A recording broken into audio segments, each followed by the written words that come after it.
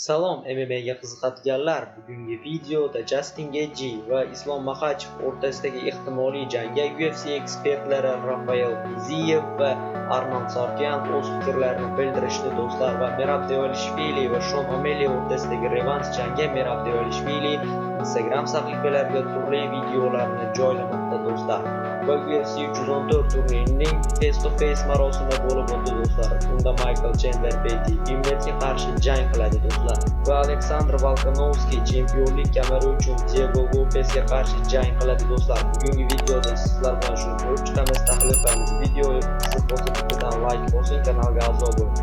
Men bo'lmasa boshladik do'stlar.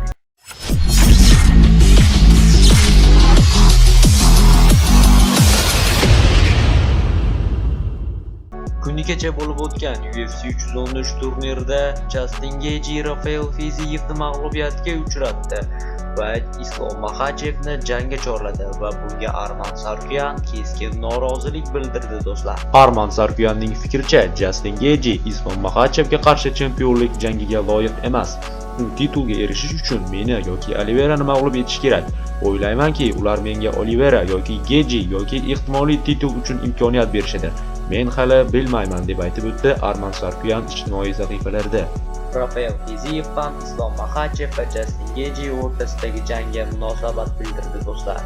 Mening fikrimcha, Gaethje chempionlik jangiga loyiq, u diviziondagi boshqalarga qaraganda ko'proq bunga haqli.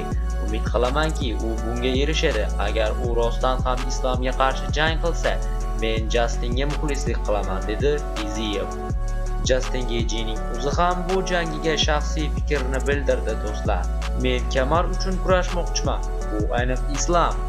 U juda yaxshi, juda kuchli. Agar uni mag'lub etishni istasam, ajoyib kechani o'tkazishim kerak, dedi Justin Gaethje jangdan keyin o'tkazilgan matbuot anjumanida.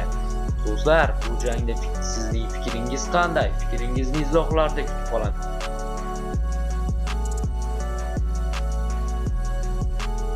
Va Merab Dvalishvili Sean O'Malleyga revansh jang o'tkazmoqchi va Instagramga ushbu videoni joyladi do'stlar.